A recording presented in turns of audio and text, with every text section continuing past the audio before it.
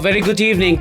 Ipom media ng putukchabay Ipom Talks yung biribasing buahan mamaktada taram na okchabagalo ni kay kumnabo chiri ngasi su mayam gi damakta yamna nungairba haibadi ekhogi hauji mayamna su khangnariba nursing gi field sida mayam gi prospect scope amadi sigi matang da khananabagi kudong chaba ma mayam gi mamangda pudana lakchari aduga ngasi gi ekhogi topic si nursing gi oiriba phibam haina khona mayam gi damakta thamjare aduga ngasi gi si ekhogi guest si ekhoina haijarubada hara harau ya birakpa mayam gi damakta ekhogi Manipur society da su yam chawna contribute tobiriba ekhogi oza Professor A Debjani Devi Principal College of Nursing RIMS Imphal ahan maktada oza bu taram na ukchari. Please welcome to the show. Thank you.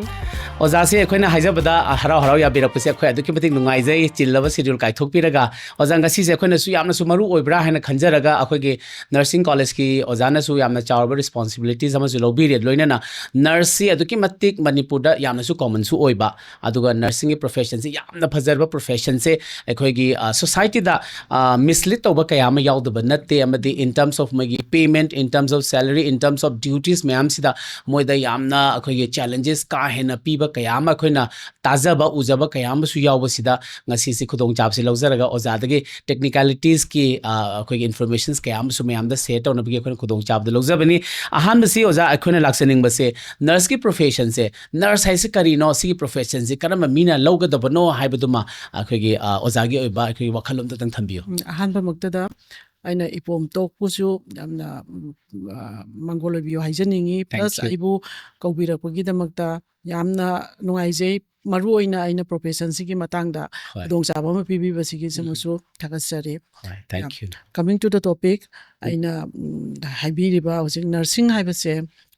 normally mayamna di definition se even Virginia Henderson asu yamna pirami adagi WHO na su pi nursing haibasidi yamna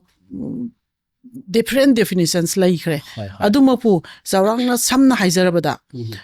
mayamdagi khomgatsaraga nursing haibasi is a noble profession yamna lemjaningai oiba yamna novel oiba profession amani karigino haiba matamda masida ani sida is the puribasi practically skill darkar oi knowledge darkar oi and it is going to be served to the humanity. Humanity served to bosi sidagi henba novel oiba ahenba leitre sine aina matangna thamjaningi se magi darkar oi rakpa matamda humanity amabu serve to dargadi madudagi henas oiba noble oiba profession sikari oikadagi nursing ne sai thamjake aina ya machum mane aduga nursing gi akhoi profession sida akhoi mayam ama su every year adum akhoi oza hoi college su dum admission to biram gani ka aduga production se logre kan da su moi se professionally oiba chatpangam da kayama su khoina thengna jai sigi matang da nursing ama akhoi profession sida nurse amo ina successful professional amo oiba matamda moi quality si kari yamna darka oi habadum su khradang thambiyo asigi mangi thamjegi mamangda aina saurakpa ma global scenario or India gi scenario oina Manipur maki di ai sabchana di ratio si de haijabadi kitang kai note data do saurakpa data ama khatang hyper ama hojigi nursing gi profession gi oiribagi magi scenario si da global as well as the Indian scenario si ai hyper tang saurakpa tang chamjage sigi matung ina su hyper so dum mayamna su khangbi gani kayamu yamna nursing hai base nursing gi profession si kyamu yamna maru oibanu haibatu so normally WHO nya na pi basi kainoni akhoigi ratio se haipetang tang refer tawjage ko WHO ne pi basi kaino haibane 14 nurses per 10,000 population recommendation 14 nurses this is for the global okay so prithvi gi oina 40 nurses per 10,000 population sigi si moina hai si healthcare need demand sigi matungina nurse kin meet tawgadabasi sigi ratio da la targadi so healthcare provide to dori basi amna quality leiba oigani na khan this is for the world global gini adugo when it comes to the Indian scenario so the current is let's say here around India is running around 19 to approximately this because it will vary from one to some slight variations will be there so 19 to 20 nurses in the Indian scenario da Okay. lairibase implementation se 10,000 yam wali hai so that means it requires a lot Okay. so in this ratio khoi no ji parak pa matam da kaya mu yamna darkar oi gi haibabu ji ki Indian ki population sida Right. 2.4 million nurses are lacking behind sigi ratio sida khoi na di uba matam da huge amount of profession ki yes. demand ji lai hai lai ri ba hoi hoi dagi normally ama khaktang ka ina sida matang ja panjaning ba che khoi gi normally khoi gi Indian scenario Manipur plus India hai bas Manipur si yaw re ko hoi hoi khoi gi India dagi normally how many nurses goes abroad brain drain yes huge demands huge demand su lai re Yeah. plus huge demand si kari maram gi to khoi nurse por thuk tabadi natte ba akhoi yamna training center mayam ama lay qualified nurses mayam ama puthoi adubu it's lacking behind because there is some certain amount of brain drain yes sigi posima foreign country da because there are many factors are there yes factor ham da khone su sum khanja bada magi salary si oigdo male salary su ma because akhoi sida taba matam da khoi gi su nurse adukim badi foreign countries akhoi na su personally thengna jabada they have been hired internationally Yes, internationally moi to matam da moi se they have a very proper life ama moi na settle to bangam je whereas in terms of akhoi gi Manipur ki context da higher hen su worst oi dawn so khone uzai I bidi mapanda like metro city da chatpa matam de moi se somehow moi gi salary se pay package se adumak chatna ba yana adum thambibra hena khanje adubu Imphal da Manipur gi hospital sing da akhoi private hospital sing da especially salary matam da drastically moi se change toroga moi se demotivation kayama charaga akhoi su moi se yamna frustrated oiba kayama su khone thengnaje aduna nurse kari gi oirurino kainaga adu my profession se mirai hanbagi akhoi da mislead toba kayama lebase si da kari wakhalon thaminami ozagya sigi matang se ina thamjaning ba se nursing haibasi hoji profession amoina koina highly demanding pot amadi oirabane hoi adumokpu akoina puthoi haraga su hoi factor me amama laikre adubu one of the main factor is the normally what we works it for the salary only Yes, salary is required for the basic requirement si akoi gi phangum thokpa pot amani plus madugi damaktani akoina tawgodori base Man. when we work it be approximate like balance amada pi gadabane hoi aigi work tawribadagi matungina aigi salary do adubu akoi gi Manipur gi seniority worse this maruina mapanda muk chatkre haire hoi mapanda brain drain tawre haire foreign countries da piri basi ga yekdarabada India gi context da ge mo wankhatana foreign chaline ba Mane. normally ai hypet am tang thamjage Thambio. sigi matang da US da oisi akhoi khana basu US da gi global da gi Manipur da lakse ba so mani global gi oina yengak pa matam US is the high salary Highly paid. highly paid one so they are paying around so approximately Hoi. 70 lakhs to 1 crore per annum per annum how much yeah and then it comes with the UK. UK is around, they are paying 35 lakhs to 75 lakhs per annum. So UK in comparison with the USA, UK is again Higher. higher, but no, less, but Lesser. USA is the highest one. okay And then UK people, they doesn't want to go much. Kaya you know, harap ko matam da mo ito na amo mo igi taxes yam sawe. Aduna normally UK se kaya pamda deba. Mo igi tax yam taxes se high na pedu wang je hagro tax yam sakhi bani na. in hand da kya phangwa ngam da And the cap on mo igi tax yam high oi bani na normally abroad ta su. valid oi ha UK se khara mo na pamna de adu bu Man. sata badi na te satli. Aduna normally ko ni ang po matam do Kerala ki nurse mayam ji. They never think about working in India. they always offer They always offer, they are taking training for going abroad. Moi matam khara work to thorni 5 to 10 years. They will come back with that money and they will happily stay back. They are blessed. mane They never same thing tawri. lifetime investment Koi gi ngawni na kari haini koi di ising aso bodagi hauro posu nate. Hoi. Normally we belongs to a northeast small state. Akoi na mo aim tawri si kadai to no. We work it in the within the state of India. So hardly koi sataba happen in that sadly Sadly. abroad sadly adubu in comparison to other state akoi yam na tai. Tari basisu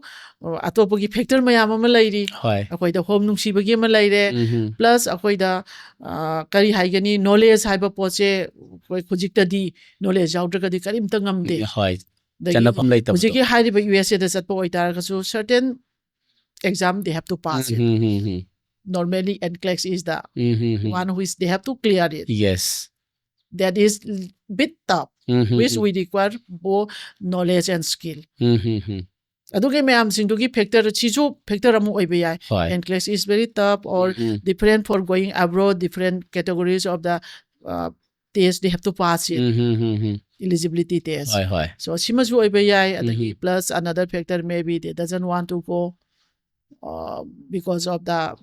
notice scheme or when tungsi pa siya dum so homesick oiba parents sing isu lamna talagadi happens te hoy gi wakhan adagi koi di practical society ni nupi gi amu mayum pan ga dabani adu tawganu settle tawga sigo mayam amu factor achoba mo hinba I encourage everyone those who are going abroad and I wish those nurses who are still here also they could go, they can do it because already they have the things which they have trained it quite good experience, they have been exposed. Yes, so they can do it, they can crack all the exams aduga they let them work it for few years there, earn money and come back to their place and work here again with the experience. So simaina tawbase dum phagadra na su khali so maina lai salary gi matang da lai tar ga di aduna foreign gi si Australia da lai Canada da lai boy different kaino me aduna varieties ni se lai se aduna moi gi salary su loi kane adu I think US is the highest one and then comes to Canada so sida su dum lai khoi gi college su ji dum lai moi gi Japan gi ni adu gi ni campus placement gi da toraga moi gi training masa pina na khona na ba adu some of them we refuse it because we usually we take the placement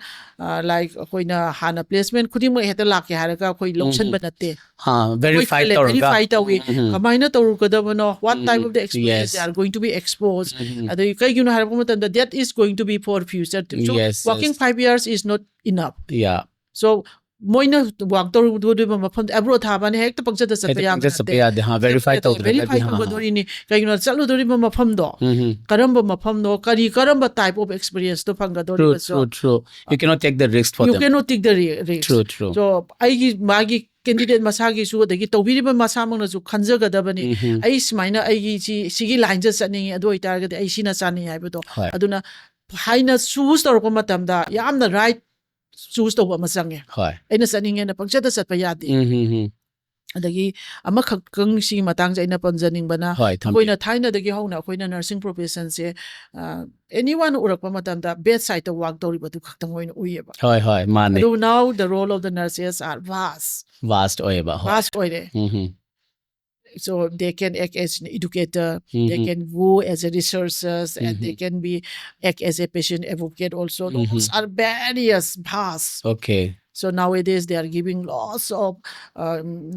opportunities in the community areas, even in the psychiatric emergency comes up, right? Okay. So aduna akoigi areas se hairaga yamna vast oire akoina adubu chi matang ina panjaning ba every kaino amana nurse amana choose tor point ai karam the path satkadagi haibase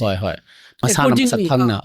khangna aina sana jaba aina ai clinical base side ina sake haita gadi adugi area gi to the line to the inbi gi ba ai teaching line da satke haita gadi madugi pot to dai to da aina hekta amada su muk changani amada su changani haibu to bi ai isagi ai choice haiba ma lei ai apam ba haiba ma they should know first themselves ai patient haiba pot to gi matung ina salagadi everything can be successful so role di amna laikre everywhere the physically nurse ta magadi hainari bane nurse ta magadi shira roy hinga gadi magi kai gum khara laire magi loin laire government gi service phanga su phangdrasu haiba gi pota adu oba hainari bane mane adagi kai batang amada sometimes profession khudimaki afaba lai phataba lai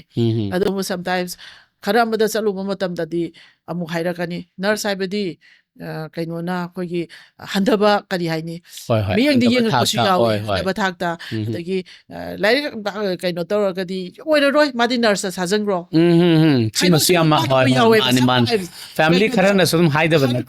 natte ba larik tambada oira roi masi yam wana pass to jabani chi launa nurse thajangro haibu siyawe adu mai haira ko matamda ingonda ai dungai jade bata nursing is aina haijaning ba pause kaino haiba matam nursing is a highly demanding profession highly skillful and both knowledge and practice skill ꯍꯥꯏꯕꯁꯤ ꯆꯪꯉꯦꯕ ꯑꯅꯤꯃꯛꯇ anyone ꯍꯦꯛꯇ ꯆꯪꯁꯤꯜꯂꯒ nurse ꯑꯣꯏꯒꯦ ꯍꯥꯏꯔꯒ ꯑꯣꯏꯕ ꯌꯥꯕ ꯅꯠꯇꯦꯕ ꯃꯥꯅꯤ ꯃꯥꯅꯤ ꯑꯆꯨꯝꯕꯅꯤ ꯑꯗꯨꯒꯤ ꯄꯣꯠꯇꯨꯅ ꯑꯩꯈꯣꯏꯁꯦ ꯀꯩꯅꯣ ꯅꯔꯁꯤꯡ ꯍꯥꯏꯕꯁꯦ ꯄ꯭ꯔꯣꯐꯦꯁꯟ ꯑꯃ ꯑꯣꯏꯅ highly noble professionꯅꯤ ꯃꯁꯤꯒꯤꯗꯃꯛꯇ ꯇꯝꯕꯗ ꯃꯁꯤꯗ ꯍꯟꯊꯕ ꯍꯥꯏꯕ ꯄꯣꯠ ꯂꯩꯇꯦ ꯑꯩꯅ ꯍꯥꯏꯖꯅꯤꯡꯕ ꯃꯥꯒꯤ ꯁ꯭ꯀꯣꯞ ꯌꯥꯝꯅ ꯆꯥꯎꯏ ꯑꯣꯄꯣꯔꯆꯨꯅꯤꯇꯤꯁ ꯃꯌꯥꯝ ꯑꯃ ꯂꯩ ꯑꯗꯨꯕꯨ ꯑꯣꯄꯣꯔꯆꯨꯅꯤꯇꯤ ꯈꯨꯗꯤꯡꯃꯛ ꯃꯥꯅ ꯆꯨꯔꯤꯕ ꯃꯥꯅ ꯆꯨꯁ ꯇꯧꯔꯤꯕ ꯄꯥꯠꯇꯨꯒꯤ ꯃꯇꯨꯡ ꯏꯟꯅ ꯆꯠꯀꯗ ꯃꯥꯒꯤ ꯄꯦꯁꯟ ꯑꯃ ꯆꯪꯉꯦꯕ ꯑꯩꯅ ꯀꯩꯒꯨꯝꯕ ꯊꯕꯛ ꯐꯪꯗ꯭ꯔꯒ ꯅꯔꯁ ꯇꯝꯕꯅꯤ ꯍꯥꯏꯔꯒꯗꯤ ꯃꯗꯨ ꯑꯣꯏꯔꯣꯏ ꯃꯥꯅꯤ ꯑꯩꯒꯤ ꯄꯦꯁꯟ ꯑꯩꯒꯤ ꯑꯄꯥꯝꯕ ꯍꯥꯏꯕꯗꯣ ꯃꯗꯨꯒꯤꯗꯨꯅ ꯍꯥꯟꯅ ꯃꯥꯡꯊꯒꯗꯕꯅꯦꯕ ꯍꯣꯏ ꯃꯔꯛꯊꯠꯅ ꯉꯁꯥꯏꯒꯤ ꯅꯔꯁꯀꯤ ꯄ꯭ꯔꯣꯐꯦꯁꯟꯁꯦ ꯑꯩꯈꯣꯏ ꯅꯔꯁꯤꯡ ꯄ꯭ꯔꯣꯐꯦꯁꯟꯁꯦ ꯂꯧꯈꯠꯄ ꯃꯇꯝꯗ ꯃꯥꯒꯤ ꯀꯔꯤꯌꯔ ꯑꯦꯁꯄꯦꯛ ꯑꯃꯗꯤ ꯃꯥꯒꯤ ꯄ꯭ꯔꯣꯁꯄꯦꯛꯁꯤꯡꯗꯨ ꯈꯤꯇꯪꯒꯁꯨ ꯍꯥꯏꯂꯥꯏꯠ ꯇꯧꯕꯤꯌꯨ ꯃꯥꯒꯤ ꯀꯦꯔꯤꯌꯔ ꯄ꯭ꯔꯣꯁꯄꯦꯛꯇꯗꯤ ꯑꯩꯅꯁꯨ ꯍꯧꯖꯤꯛ ꯃꯊꯛꯇꯁꯨ ꯄꯟꯖꯈ꯭ꯔꯦ ꯈꯔꯁꯨ ꯃꯥꯁꯦ ꯑꯦꯗꯚꯣꯀꯦꯠ ꯑꯣꯏꯅ ꯋꯥꯛ ꯇꯧꯕ ꯌꯥꯏ ꯏꯗꯨꯀꯦꯇꯔ ꯑꯣꯏꯅ ꯌꯥꯏ ꯑꯗꯒꯤ ꯀꯩꯅꯣ ꯑꯩꯈꯣꯏꯒꯤ ꯀꯝꯃꯨꯅꯤꯇꯤꯗ ꯌꯥꯝꯅ ꯍꯧꯖꯤꯛꯇꯤ ꯃꯔꯨꯑꯣꯏꯅ ꯅꯣꯔꯃꯦꯂꯤ ꯃꯃꯥꯡꯉꯩꯗꯗꯤ ꯑꯩꯈꯣꯏꯅ ꯍꯧꯔꯛꯄ ꯃꯇꯝ ꯍꯥꯏꯇꯥꯔꯦ ꯑꯗꯨꯒꯤ ꯃꯇꯝꯗꯗꯤ ꯄꯥꯔꯇꯤꯀꯨꯂꯔꯂꯤ ꯀꯩꯅꯣ ꯍꯥꯏꯅ ꯁꯕꯖꯦꯛ ꯑꯃ ꯃꯦꯗꯤꯀꯦꯜ ꯁꯔꯖꯤꯀꯦꯜ ꯅꯔꯁꯤꯡ ꯑꯅ ꯁꯕꯖꯦꯛ ꯑꯃ ꯌꯥꯎꯔꯤꯌꯦ ꯃꯁꯤꯁꯤꯅ ꯅꯣꯔꯃꯦꯂꯤ ꯃꯗꯨꯒꯤꯗ ꯃꯦꯟ ꯐꯣꯀꯁ ꯑꯣꯏꯅ ꯍꯣꯁꯄꯤꯇꯥꯜ ꯗꯣꯁ ꯍꯨ ꯑꯥꯔ ꯋꯥꯔꯀꯤꯡ ꯏꯟ ꯗ ꯍꯣꯁꯄꯤꯇꯥꯜ ꯑꯦꯔꯤꯌꯥꯁꯇ ꯃꯗꯨ ꯈꯛꯇꯪꯒꯤ ꯑꯣꯏꯅ ꯎꯔꯝꯕꯗꯧꯅ ꯍꯧꯖꯤꯛꯇꯤ ꯑꯦꯅꯤ ꯑꯦꯡꯒꯜꯗ ꯄꯦꯗꯤꯌꯥꯇ꯭ꯔꯤꯛ ꯍꯥꯏꯔꯣ ꯁ꯭ꯄꯦꯁꯤꯌꯦꯂꯥꯏꯖ ꯑꯣꯏꯔꯦ ꯑꯗꯒꯤ ꯃꯦꯗꯤꯀꯦꯜ ꯁꯔꯖꯤꯀꯦꯜ ꯅꯔꯁꯤꯡꯗ ꯍꯥꯏꯔꯒꯁꯨ variety of sub specialities are there so they can choose ꯑꯣꯟꯀꯣ ꯍꯥꯏꯔꯦ ꯑꯣꯟꯀꯣ ꯄꯥꯔꯇꯤꯀꯨꯂꯔꯁꯤꯒꯤ ꯑꯗꯨꯝ ꯂꯩꯈ꯭ꯔꯅꯦꯕ ꯑꯗꯒꯤ ꯍꯧꯖꯤꯛ ꯁꯥꯏꯀꯦꯇ꯭ꯔꯤꯛ ꯂꯩꯔꯦ ꯑꯗꯒꯤ ꯀꯥꯔꯗꯤꯑꯣꯒꯗꯤ ICUꯗ ꯍꯧꯖꯤꯛ ꯇ꯭ꯔꯦꯟ ꯇꯧꯕ ꯌꯥꯔꯦ ꯃꯌꯥꯝ ꯑꯃ ꯂꯩꯔꯦ so they can be up to master's level and even PhD they can do it so lots of opportunities are there and then those who are going for the education line as an educator so they can go many areas and they have to choose which one is the best so every subject there we have been specialized so now only BSc is the degree level so minimum level haitare akoina haijaba matam BSc se normally hanadi GNM leirame GNM si normally 2020 da 2020 da Indian Nursing Council na thokrabane magi je KZ da GNM si upgrade tawre ana ANM haiba city huji grassroots level da work tawo pot ni grassroots level gi di laire magi lokthokjriba kaino da they are in the certificate holder oido diploma da kaino certificate course oido adagi matam amada mu ANM haibadudagi mu health worker na ANM hairak taragadi health worker hakadi both male and female la ane male and female na adugi jisu ji mainly why they are giving more important on the ANM is why they are working on the grassroots level hujiksi community de amna community center care si am darkar oireba hujiksi han hospital center oirambade hujik community center on tho eba hojiti lamsu leire everywhere localities me am sing da sumi ama set up tawra center do olakpanina hujiki ANM ki kangu sina mu grassroots level do work tawrakpanina moi jam important oina pi health center da sub center da moi sing se work tawrakadoi level da adugi matangni aduga hujiki diploma na leirambasidi normally 2020 gi 2021 da Manipur gi nursing Indian Nursing Council na gazette notification thokre adugi matungi na di hujise leiranu haibaneba they should be upgraded haibaneba Manipur gi oina su government gi sector da leiba sinji upgrade tawre mane chumane habdi mana ngasai upgrade tawdragadi ngasai gi akhoi gi chanaraiba akhoi gi chakhalaiba kanu da yawba ngamoidine do ngasai gi profession se lan akhoi gi larik makha tamba ngamaroidaba khara sole khanbado nursing da heta thajalo haibasi am landoi ni natra ngasai gi akhoi gi ojana haibire my scope me ama masters degree bok akhoi gi doctoral degree bok ta mana pairaga ngasai gi specialist me ama different department me am da oiraktoi ni natra mana educator oirpa matam de samna hai kanda mana larik tuma yam watlagadi mana educator oido kamaina ma oiba ngamni aduna akoina profession je chumna khanba mathok tai haibadu natra ado ngasai gi akoina ngasai gi salary gi matang da khoi lakno matam da Manipur da aduki mati akoina su khangjaba khara da su adum Manipur ge se ekdam akoi gi kano se yamna worst scenario da payment to biba male apart from the government or central government gi payment si da structure se adu si matang si da Manipur gi akoi gi oiba kari akoi mamang da su akoina khara thengna jabda mayam se slogan ga laudana sit-in protest ka tawdana khara makai de koin thengna je sigi matang da Manipur gi context da nurses kangbu gi salary hike tawgi matang sida kari consideration lairage aduga sigi scope moi si khitang relief phangba yabagi kano si la hoji pokta Manipur state ta kari gumim da udribra haibasim ta ga thambiyo sigi matang se yamna hangbireba question si yamna ꯌꯥꯝꯅ ꯀꯩꯅꯣ ꯇꯧꯖꯩ ꯍꯣꯏ ꯑꯗꯨꯃꯛꯄꯨ ꯑꯩꯅ ꯈꯨꯝꯖꯒꯗꯧꯔꯤꯕ ꯑꯟꯁꯔꯁꯦ ꯑꯩ ꯏꯁꯥꯅꯁꯨ ꯃꯁꯤꯒꯤ ꯃꯇꯥꯡꯁꯦ ꯌꯥꯝꯅ ꯅꯨꯡꯉꯥꯏꯇꯅ ꯂꯩꯕ ꯃꯇꯥꯡꯅꯦ ꯍꯣꯏ ꯍꯣꯏ ꯇꯁꯦꯡꯅ ꯍꯥꯏꯇꯥꯔꯒꯗꯤ ꯃꯥꯅꯤ ꯅꯣꯔꯃꯦꯂꯤ ꯑꯩꯈꯣꯏꯅ ꯋꯥꯛ ꯇꯧꯔꯤꯁꯤ ꯀꯔꯤꯒꯤꯅꯣ ꯁꯦꯂꯔꯤꯗꯨ salary for ꯐꯪꯅꯕ the salary ha for the salaryꯅꯦꯕ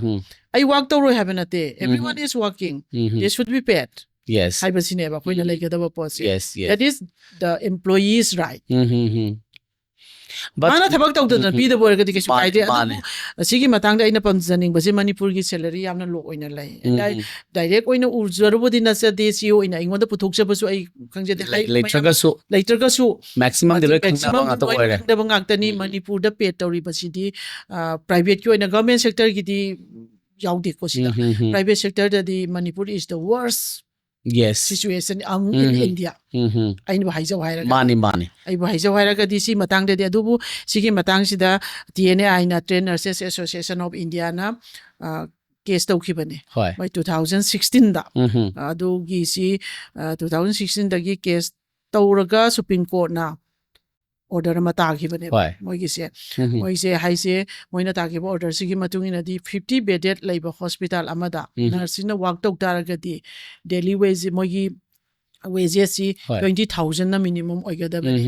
aduga bed sina ba kainogi hospital sigi bed sina hengalakpa ta taragadi magi percentage da salary hengalkadabani haibane so adumaina supreme court na taagiba sigi matung ina moina sigi matung ina Ministry of Health tagi tawraga aina khamada health sector director sing sida moina letter iraga survey hokibani na khale survey hawre Manipur dasu survey gi report makti lakhidrina khale aina Manipur situation da taw taragadi adubu survey di tawre na khale aina wakhanda how far it is I see makti I ngonda di leijadre status to pa aina tajagi beda TNAI Nurses Association of Manipur gi branch na tawraga aina tajagi beda adumaina majina survey di tawre adu report makti pikhatriba male moje report pigadabane ba report kamaina leiri Manipur gi status madugi report gi matungi nadi hoji pikhalaktribani na khangba ngamre survey makti tawre khali adu yamna Kerala is very advanced Kerala the survey loye they started this part okay adubu India gi mafam atai da gisu state atai ju Kerala gi nurses they are very strong they are very highly intelligent they are very highly knowledgeable and skillful okay moise among Indian da aduna moigi di hujik shu tawri sin 20,000 hujik hairibo Supreme Court gi order se moigi di chana follow to hore ta je aisi makti leijabana jate mani yam ngai ba pawni moigi oina aduna aina su masigi matang se akoi gi Manipur gi oitar ga su kari gi no harako matam da akoi je salary da dum loi depend tawri everything se ai ming ai kaino da professor hairu badante associate hairu badante ba it depends on the salary. Yes. Lastly, it comes to the salary. How much salary they got? Exactly. Magi professor na ming tondo pira mga salary pide badu na tiba. Money. Adugi pot se simaina aina sigi se akoi na kitang active part ama lauraga akoi gi professional body na su akoi gi jalairi akoi gi nursing gi dalai Indian Nursing Council lairi the Nurses Association of India lairi dagi state ki da akoi gi Manipur Nursing Council lairi sigi mayam sing sina ju kitang initiative lawdi habinati lawbiri moina so moina TNAI na sigi kaino sima Supreme Court ta tawdagi si posi tara ibani adu implement tawrokna ba se kitang ama koina push tawba masange adugi mathakta su akoigi Manipur da leiba nurses singsina su they should be very strong strong oiba masange kalai oidragati kaigno da side ama khaktang dagi tawba yade ba mane they have to raise their voice they should raise their voice adagi som the professional body laisna su they should help it bulapna combined force na ek tawrakanda chumi sangadaba khongthang ne basi mane ama khaktang na pangnawdo laurgadi oiroi hoi mane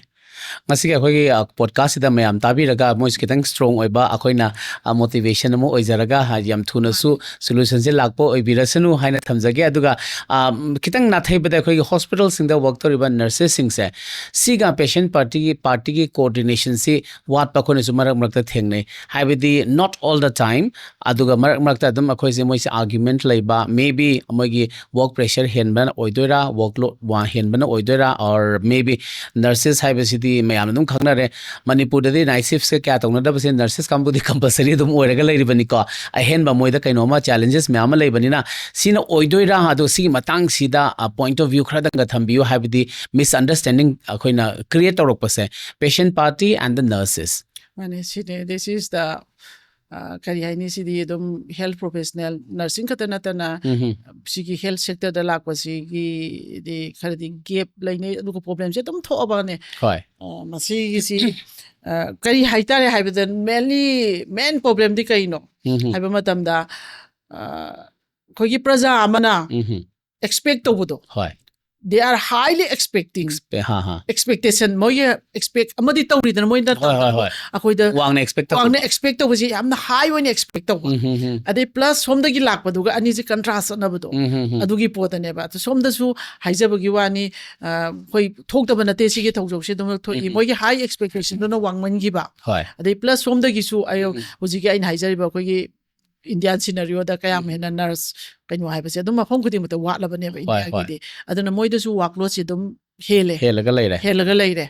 ꯁꯤꯃꯁꯨ factor ꯑꯃꯅꯤ ꯑꯅꯤꯗꯨꯒꯤ ꯋꯥꯔꯛꯑꯀꯥꯟꯗꯗꯤ ꯃꯤꯁꯨ ꯀꯩꯅꯣꯝꯃ ꯂꯥꯛꯏꯗꯅ ꯑꯗꯨꯒ ꯑꯩꯈꯣꯏꯒꯤ ꯄ꯭ꯔꯖꯥꯁꯤꯡꯁꯤꯁꯨ ꯑꯗꯒꯤ ꯑꯃꯨꯛ ꯑꯃꯈꯛꯅ ꯑꯃꯨꯛ factor ꯑꯃꯈꯛ ꯂꯥꯛꯏꯁꯤꯅ ꯀꯩꯅꯣ ꯍꯧꯖꯤꯛꯇꯤ ꯑꯩꯈꯣꯏꯒꯤ ꯃꯦꯗꯤꯌꯥꯁꯦ ꯌꯥꯝ ꯐꯥꯁ ꯑꯣꯏꯔꯦꯕ ꯃꯥꯅꯤ ꯃꯦꯗꯤꯌꯥꯁꯦ ꯌꯥꯝ ꯐꯥꯁ ꯑꯣꯏꯔꯦ ꯚꯤꯗꯤꯑꯣ ꯀ꯭ꯂꯤꯞ ꯑꯃ ꯇꯧꯔꯒ ꯚꯥꯏꯔꯦꯜ ꯆꯠꯄꯁꯦ ꯇꯧꯒꯜꯂꯤ ꯑꯗꯒꯤꯗꯤ ꯑꯗꯒꯤ ꯃꯦꯗꯤꯌꯥ ꯐꯦꯁ ꯇꯧꯕꯗꯤ ꯀꯅꯥꯝꯇꯅ ꯉꯝꯃꯣꯏꯑꯕ ꯃꯥꯅꯦ ꯁꯤꯒꯤ ꯄꯣꯠꯁꯤꯃꯁꯨ ꯁ꯭ꯇꯣꯞ ꯇꯧꯕꯁꯨ ꯉꯝꯃꯣꯏꯑꯕ ꯁꯤꯒꯤ ꯃꯌꯥꯝꯁꯤꯡꯁꯤꯅ ꯂꯣꯏꯅ ꯀꯝꯕꯥꯏꯟ ꯐꯦꯛꯇꯔ ꯃꯆꯥ ꯃꯌꯥꯝꯁꯤꯡꯁꯦ ꯇꯧꯔꯒ ꯑꯗꯨꯃꯛꯄꯨ ꯍꯧꯖꯤꯛꯁꯦ ꯑꯗꯨꯝ ꯍꯦꯜꯊ ꯀꯦꯌꯔ ꯁꯦꯛꯇꯔꯒꯤ ꯁꯥꯏꯠꯇꯒꯤꯁꯨ ꯃꯁꯤ ꯃꯌꯥꯝꯁꯦ ꯂꯣꯏ ꯎꯗꯕ ꯅꯠꯇꯦ ꯎꯔꯦ ꯑꯗꯨꯅ ꯑꯗꯨꯝ ꯍꯣꯠꯅꯩ ꯍꯥꯏꯕꯗꯤ ꯑꯩꯈꯣꯏꯗ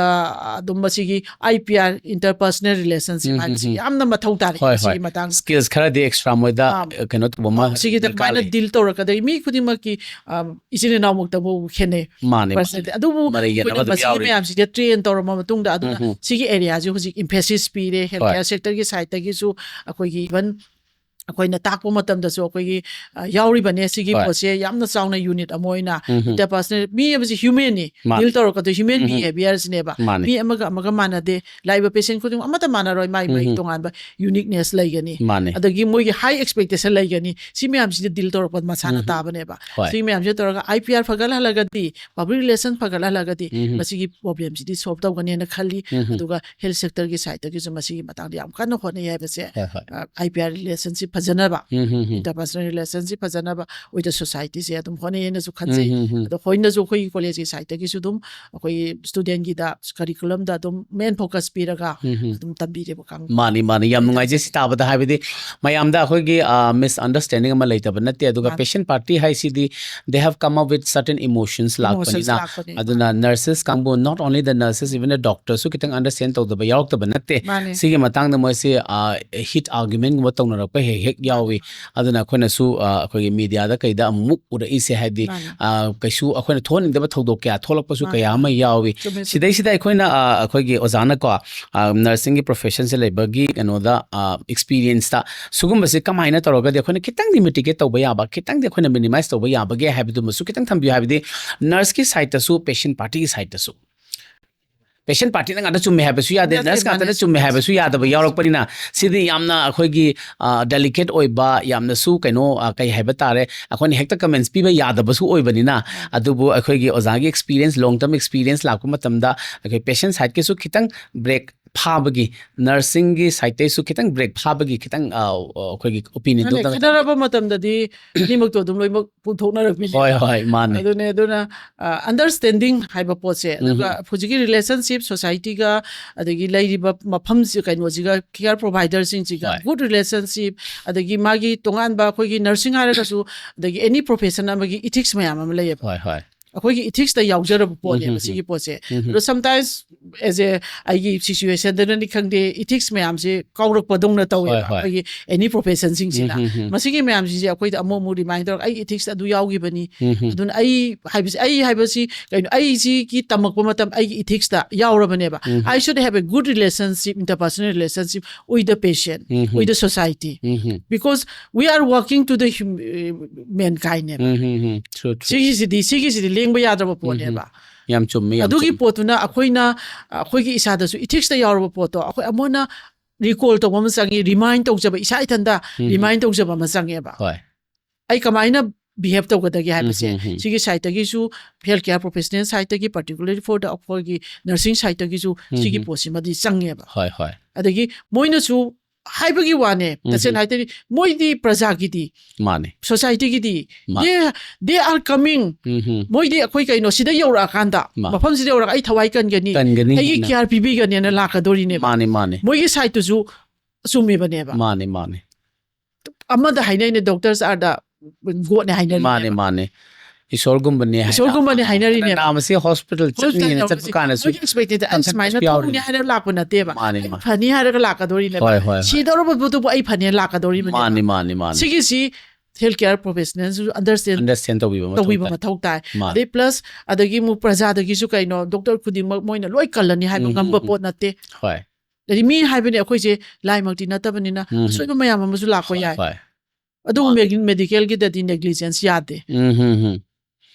negligence haibase negligence gi moina akhoi gi patient party yam khalakpa pressure lakpadagi akhoi gi medication lana to gi basu yaudaba nate adu moigi di negligence ta dum magi dum punishment dum lairani compulsory adu di prove tawraga si negligence te ne to kudak te ta haibi yaro adu gi di tongana magi inquiry committee semdana khotana tawraga dum prove tawraga botung da once if it is negligence from the health professional side they will be punished license ka koni khangde nursing gi license lai mane pani khangde ama ta pani khangde adu di masana lakchakani adu ni sigi gap sine high expectation akoi di pharadongni ama torodoni lakwa tawum ju thoine ba akoi makta da nara ka de krai sensen ge ne mane hospital ta pata ho ne akoi na deal to how to deal patient dealing to bagi poche mane sigi skill ne ba sidi adu mai am darka le right have the doctor di yengbiramaga manaka henna more interactive ba more caring lo is nursing how to deal to the patient hai ba poche so aina khan ba da dum hujiki dum day to day da su hujik dum darka tari aduga akoi gi kaino da su in service education da su dum si mayam je dum tawri bane ba hoi adubu amuke na importance pi ba hele na khale handakti ina khajabada sigi area se sima improvement darka ta ina khale ayo da lakadoi ba su di du control to ba adagi moida deal to ba haibasi koida tamgadawne ba hoi madu matam ba majak wa yam sang mane hojikti aina khanbada ayambana doina ba dum tawrena di khale government sector gi ni ko hoi government sector gi su akoina su yamna phajaba mayam su uzai aduga akhoi gi moida sometimes akhoi gi non manipuri sing leiraga ado communication gap lak pa khara su akoina adum thengna jagi du matang da su aduga sigi communication gap siga amuk akhoi gi nursing kangbuna amuk akhoi gi kano tawbase patient party si kitang education pibadi mathau tabra hanu ju thamjaningi patient party da gi su mane patient party da su education ha base khoi ai jine communication is the biggest kaino ne ba kaino har ko communication jibu gap lai khar kadi posi yara roe ba kaino da som gi healthcare provider da gi su good communication lai bi ga da ba kari tawri bano kamai tawri bano pau tu sunga khang ai khangde haibado adu tholoi da bane taseng hai tar ga de communication lai ba hai si CDC manung si dai IPI interpersonal relationship hai ba si dai loi yaw bane ba good communication is one of the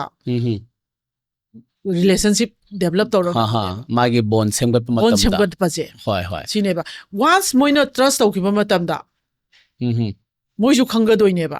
everyone whoever comes to the hospital hingani hai ba na te ba adubu madugi poto moi masana khanga kaneba sigi poche aigi base level ho nagraga doctor amata na ngasi bo manungda siga dore harabo boda honna ba ngakta ne mane sigi pochi tawri ba poto moi do khangan biyo ba mane that will be done by the communication yes sine ba lai se mane moi honna de habna te everything loi honna ringa da ne ke adugi potu moi da khangan bi ga da bane mane basi communication to bi ga da bane phajana wari sana bi ga da bane do matam lai tabo oiram ba su yai ko sing nai ta ga de na workload ki matungina sigi matungina la po matam do so ya ado mo pu at least possible way da communication to wina bo hona bi ba relationship phagat pina bo hona relation phagat laga di kari to ko doino hoi em ta lo roi everything will be माने even doctor है nurse है profession सिदी एकदम godly और pot नातसु हाइनरिनी अदुगा हजिक्सी अमुक अखोइन अमुक changes उजबा मतमदा अखोइगी अहन सिंगना ताकपि मतमददी लेकाय अमदा nurse अमा लेबसे अदुकी मते याम helpful ओइबा doctor अमा लेबसे याम हेल्पफुल ओइबा ओइनै हाइना थमनै अदुबा हजिक्ति लेकाय लेकाय से डॉक्टर नर्सेस अदुमक लेनारे अदुबा अखोइसे कै हाइ तारे चन्नबिना हुमखिबा हाइगदरा डॉक्टर लेबा नर्सेस लेबसे खंगनद्रगदि हेक्ता कौबदा अखोइदा इमरजेंसी गुमा लाकपसु लाकपिदबगा यावी हाइबगे सुगुम्बा सिंगसिदि कमाइना पॉइंट ऑफ व्यू से थम्बिनिंगे मसीगिसे मसी अइना थमजनिंगिसे कैगिरोदा चेंज हाइबसिदि अखोइना हिंबा यादबा पोट मनेबा everything the everywhere the change deba we have to adapt, we have to accept, we have to go with the change ai society the change lakpasi aina madugi iroina na chatpa ngamdragadi ai lacking behind oi hawrani aina matamdu da sida matamdu da akoina tawreisi computer haibasi akoina master torpa matamda ama khaktang du da akoi myam chatlaga tawre hojikti computer se kamai ne everywhere si adapt tong na bo honor pa ji change haibasi di akoina thingba yara mane we have to be changed with the adapt to upgradations mayam ama tawda bane ba si sina laiba po sida hojiki haibasi that also I can feel that it is a change माने माने चुम्मे हाबेदि हजिति change लाक्वे मतुंग इना upgrade ma'am सु लेबनिना अखोइना आइगी थंगनबदबु लेसु कौबा हंगोइरसु hospital अमदा सलामिनि मंगादा योबो ma'am लेरे change हारको मतम change से adapt तौननब situation adapt तौन हुजि मतम अमददि लेकाय अमा हारको मतम लेकाय द कना लेरि गेस लोइ खंगे हुजिक्तदि आई युमनो न बस कना लेगे खंगद्रे सिगी स्टेज ने बिलाई होय माने अदुना चेंज लाको मतम द चेंज दुगी मतुंगिना अखोइना सिस्टम दु स्टक तौर लेरगदि मधुमति यार रोय चेंज दुगी मतुंगिना अदुगी मधुदा कमाइना फेस तौगदगे कमाइना चेंज दुबे अडाप्ट तौगदगे कमाइना चेंज दु संग गंगदगे हाइबसि सोल्यूशन विल बी देयर जे हाइबिरि बतो माने जी मतम दु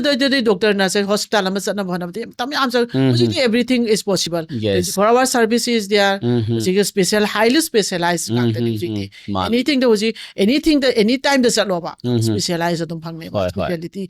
डॉक्टर तुम फंगने सिगी पॉसिमाई थमजागे चेंज की मतुंगिना कोई सकदबनी चेंज की मतुंगिना नत्रगदी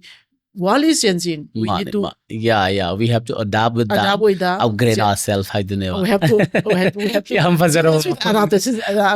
to changing global scene. ना कोई ना अकोई ले हेरो कदी यार. माने याम चुम्मी याम फजरो बाव अखलोन निका. अजान थम बिरी से तो अजा अकोई की मणिपुर की health sector सी खरा मादम कन तो मतम दा अकोई कनुई मतंग दग बुदी अकोई ने जो सुम knowledge फंगजब दा हाई बता रहे अकोई की delivery अंगांग उनबगी सी चांग सी अकोई मणिपुर ने है ना one of the safest kenoni kainagasu akoinaga thengnajai aduga mi myamnagasu adum hainaba tajai ka sigi matang sa khoi gi health care gi sector sing se akhoi si kayam hena whatly adu akhoi leiri basi kadai phaugi status leire habduma hairaptang akhoi gi isagi kano thambi ba yabra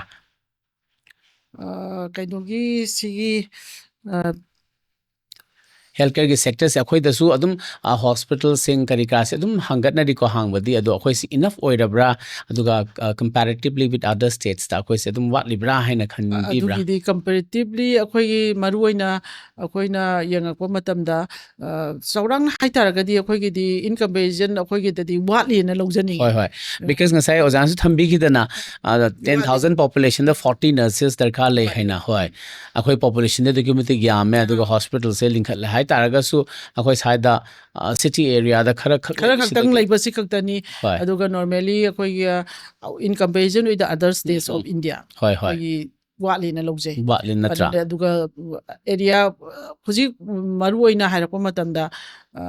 specialisation लापो मतमदा heart के हारपो मतमदा होय yang watli any field gida adum loi bak watli na khanjai koi maroi ni yeng sine uji mapan da chatpa ngak tane ayambana khara khakpudi sidai da men khatpa ngame ko adubu huji ki oina di even rims ki oina ju koina kaino gida heart ki ti phane andi tawre adu oira ga su ꯋꯥꯠꯂꯤ ꯌꯥꯝꯅ ꯃꯅꯤꯄꯨꯔ ꯄꯣꯄꯨꯂꯦꯁꯟꯁꯤꯒ ꯌꯦꯡꯕ ꯃꯇꯝꯗꯗꯤ ꯑꯦꯅꯤ ꯁ꯭ꯄꯦꯁꯤꯌꯦꯂꯤꯇꯤꯁꯦ ꯑꯗꯨꯝ ꯋꯥꯠꯂꯤꯅ ꯂꯧꯖꯩ ꯑꯗꯨꯒ ꯍꯥꯔꯠꯀꯤꯗꯤ ꯑꯣꯖꯥꯅ ꯊꯝꯕꯤꯔꯤꯀꯣ ꯍꯥꯔꯠꯀꯤ ꯅꯠꯇꯕ ꯑꯇꯩꯒꯤ ꯗꯤꯄꯥꯔꯠꯃꯦꯟꯠꯁꯤꯡꯁꯨ ꯑꯩꯈꯣꯏꯒꯤ ꯃꯤꯁꯦ ꯈꯤꯇꯪ ꯂꯨꯁꯜꯂꯀꯥꯟꯗ ꯃꯄꯥꯟꯗ ꯄꯨꯅꯤ ꯍꯥꯏꯕ ꯑꯃ ꯀꯌꯥ ꯑꯃꯁꯨ ꯍꯥꯏꯅꯕ ꯑꯩꯈꯣꯏꯗ ꯂꯩꯀꯣ ꯍꯥꯏꯕꯗꯤ ꯑꯩꯈꯣꯏꯗ ꯆꯠꯅꯕꯤ ꯍꯥꯏꯒꯗ꯭ꯔꯥ ꯑꯗꯨꯗ ꯅꯝझꯜꯂ ꯊꯝꯒꯅꯨ ꯃꯄꯥꯟꯗ ꯄꯨ ꯃꯄꯥꯟꯗꯅ ꯍꯦꯟꯅ ꯀꯩꯅꯣ ꯇꯧꯅꯤ ꯍꯥꯏꯕ ꯃꯌꯥꯝ ꯑꯃ ꯂꯥꯛꯏꯁꯦ ꯁꯤꯒꯤꯗꯤ ꯋꯥꯍꯟꯊꯣꯛꯁꯤ ꯑꯣꯖꯥꯗꯤ ꯀꯩ ꯊꯝꯕꯤꯅꯤꯡꯉꯦ ꯃꯁꯤꯒꯤ ꯋꯥꯍꯟꯊꯣꯛꯁꯦ ꯇꯁꯦꯡꯅ ꯍꯥꯏꯇꯥꯔꯒꯗꯤ ꯑꯩꯈꯣꯏꯒꯤ ꯃꯅꯤꯄꯨꯔꯗ ꯂꯩꯔꯤꯕ ꯍꯥꯏꯖꯧ ꯍꯥꯏꯔꯒꯗꯤ ꯗꯣꯛꯇꯔꯁꯤꯡꯁꯦ ꯑꯗꯨꯝ ꯍꯩꯔꯦꯅ ꯍꯣꯏ ꯈꯟꯖꯩ ꯍꯣꯏ ꯃꯥꯅꯤ ꯑꯗꯨꯕꯨ ꯃꯣꯏꯒꯤꯗ ꯈꯤꯇꯪ ꯑꯩꯈꯣꯏꯅ ꯀꯔꯤ ꯍꯥꯏꯒꯅꯤ ꯑꯩꯈꯣꯏꯒꯤ ꯀꯩꯅꯣ ꯑꯣꯏꯅ ꯍꯥꯏꯖꯔꯒꯗꯤ ꯑꯩꯈꯣꯏꯒꯤ ꯁꯤꯁꯇꯦꯝꯁꯤꯅ ꯍꯥꯏꯒꯗ꯭ꯔꯥ ꯍꯣꯏ ꯍꯣꯏ ꯑꯩꯈꯣꯏꯒꯤ ꯁꯤꯁꯇꯦꯝꯁꯤ ꯈꯤꯇꯪ ꯃꯅꯤꯄꯨꯔ ꯍꯥꯏꯕ ꯃꯐꯝꯁꯤꯗꯗꯤ ꯑꯩꯈꯣꯏꯅ ꯐꯅ ꯌꯥꯝꯅ ꯂꯣ ꯂꯩ ꯍꯥꯏꯔꯒꯁꯨ ꯍꯣꯏ ꯂꯣꯁꯤꯒꯤ ꯑꯦꯒꯦꯟꯁꯇ ꯃꯌꯥꯝ ꯑꯃ ꯆꯠꯂꯦ ꯑꯩ ꯄ꯭ꯔꯣꯐꯦꯁꯟ ꯑꯃꯒꯤꯗ ꯍꯥꯏꯖꯕꯗꯤ ꯍꯣꯏ ꯍꯣꯏ ꯍꯣꯏ ꯏꯟ ꯖꯦꯅꯔꯦꯜꯗ ꯏꯟ ꯖꯦꯅꯔꯦꯜꯗ ꯍꯣꯏ ꯍꯣꯏ ꯑꯦꯅꯤ ꯄ꯭ꯔꯣꯐꯦꯁꯟ ꯑꯃꯁꯦ ꯑꯩꯈꯣꯏꯒꯤ ꯑꯗꯨꯒ ꯏꯟ ꯀꯝꯄꯦꯔꯤꯖꯟ ꯑꯣꯏꯗ ꯑꯗꯔ ꯕꯤగ్ ꯁ꯭ꯇꯦꯠꯁ ꯑꯣꯐ ꯏꯟꯗꯤꯌꯥ ꯃꯣꯏꯒꯤꯗꯤ ꯉꯥꯛꯅ ꯆꯠꯈꯤꯕꯅꯤꯅ ꯍꯣꯏ ꯃꯗꯨꯒꯤ ꯄꯣꯠꯁꯤꯗ ꯈꯔ ꯑꯃꯁꯨ ꯎꯕ ꯐꯪꯖꯩ ꯑꯗꯨꯅ ꯃꯗꯨꯒꯤ ꯄꯣꯠꯇꯨꯒꯤ ꯋꯥꯡꯃꯗ ꯆꯠꯂꯛꯄꯅꯤꯅ ꯐꯅ ꯍꯩꯔꯒꯁꯨ ꯈꯔ ꯑꯗꯨꯝ ꯋꯥꯠꯂꯛꯑꯦꯕ ꯑꯗꯨꯝ ꯌꯥꯔꯛꯇꯦꯕ ꯑꯗꯨꯒꯨꯝꯕꯒꯤ ꯑꯦꯔꯤꯌꯥꯗ ꯑꯣꯏꯅ ꯊꯝꯖꯒꯦ ꯑꯩꯅ ꯀꯩꯒꯨꯝꯕ ꯁꯤꯒꯤ ꯃꯇꯥꯡꯗꯗꯤ ꯑꯩꯅ ꯅꯔꯁꯤꯡꯒꯤ ꯅꯠꯇꯕꯗꯗꯤ ꯑꯩꯅ ꯃꯥꯅꯦ ꯃꯥꯅꯦ ꯑꯆꯨꯝꯕꯅꯤ ꯍꯥꯏꯗꯤ ꯑꯩꯈꯣꯏ ꯑꯦज ꯑ ꯀꯣꯃꯟ ꯄꯤꯄꯜ ꯑꯣꯏꯅꯁꯨ ꯑꯗꯨꯝ ꯍꯥꯏꯅꯔꯤꯁꯦ ꯑꯩꯈꯣꯏꯅꯁꯨ ꯇꯥꯕꯗꯤ ꯅꯨꯡꯉꯥꯏꯖꯗꯦ ꯍꯥꯏꯕꯗꯤ ꯑꯩꯈꯣꯏꯒꯤꯁꯨ ꯂꯩꯖꯔꯤꯕꯅꯤنا ꯑꯩꯈꯣꯏꯒꯤꯁꯨ ꯗꯣꯛꯇꯔ ꯅꯔꯁꯦꯁ ꯑꯦꯛꯁꯄꯔꯠ ꯃꯌꯥꯝ ꯑꯃꯈꯣꯏꯁꯨ ꯂꯩꯇꯕ ꯅꯠꯇꯦ ꯁꯤ ꯂꯩꯔꯤꯕꯁꯦ ꯏꯚꯟ ꯑꯩꯈꯣꯏꯒꯤ ꯗꯣꯛꯇꯔꯗꯁꯨ ꯅꯔꯁꯇꯁꯨ ꯋꯦꯜ ꯑꯦꯛꯁꯄꯤꯔꯤꯌꯦꯟꯁ ꯑꯣꯏꯔꯕ ꯃꯄꯥꯟꯗꯒꯤ ꯂꯥꯛꯈ꯭ꯔꯕ ꯑꯩꯈꯣꯏꯒꯤ ꯑꯦꯝꯁ ꯃꯃꯤꯡ ꯂꯩꯔꯕ ꯑꯦꯝꯁꯇꯒꯤꯁꯨ ꯍꯧꯖꯤꯛꯃꯛꯁꯨ ꯑꯗꯨꯝ ꯑꯦꯝꯁꯇ ꯑꯩꯈꯣꯏꯒꯤ ꯃꯅꯤꯄꯨꯔꯒꯤ ꯗꯣꯛꯇꯔ ꯅꯔꯁꯦꯁ ꯃꯌꯥꯝ ꯑꯃ ꯂꯩꯔꯤꯕꯅꯤ ꯑꯗꯨꯕꯨ ꯌꯦꯡꯁꯤꯕꯀꯣ ꯑꯩꯈꯣꯏꯒꯤ ꯁꯤꯅꯔꯤꯑꯣꯗ ꯑꯩꯈꯣꯏ ꯃꯅꯤꯄꯨꯔꯗꯒꯤ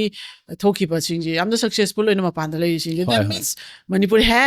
ꯍꯦꯞ ꯗ ꯄꯣꯇꯦꯟꯁꯤꯌꯦꯜ ꯍꯥꯏꯕꯅꯦꯕ ꯑꯦꯅꯤꯋꯦꯌꯔꯗ ꯃꯥꯅꯤ ꯍꯧꯖꯤꯛ ꯆꯠꯂꯨꯕ ꯃꯐꯝꯗ ꯌꯦꯡꯁꯦꯕ ꯆꯥꯟꯗꯤꯒꯔꯗ ꯆꯠꯂꯨꯁꯨ ꯗꯦꯜꯂꯤꯗ ꯆꯠꯂꯨꯁꯨ ꯐꯥꯎꯔꯕ ꯍꯣꯁꯄꯤꯇꯥꯜꯁꯤꯡꯁꯦ ꯃꯌꯥꯝ ꯑꯃ ꯂꯩꯅꯦꯕ ꯍꯣꯏ ꯀꯩꯒꯤꯅꯣ ꯃꯅꯤꯄꯨꯔꯤ ꯍꯦꯁ ꯗ ꯄꯣꯇꯦꯟꯁꯤꯌꯦꯜ ꯃꯥꯅꯤ ꯃꯥꯅꯤ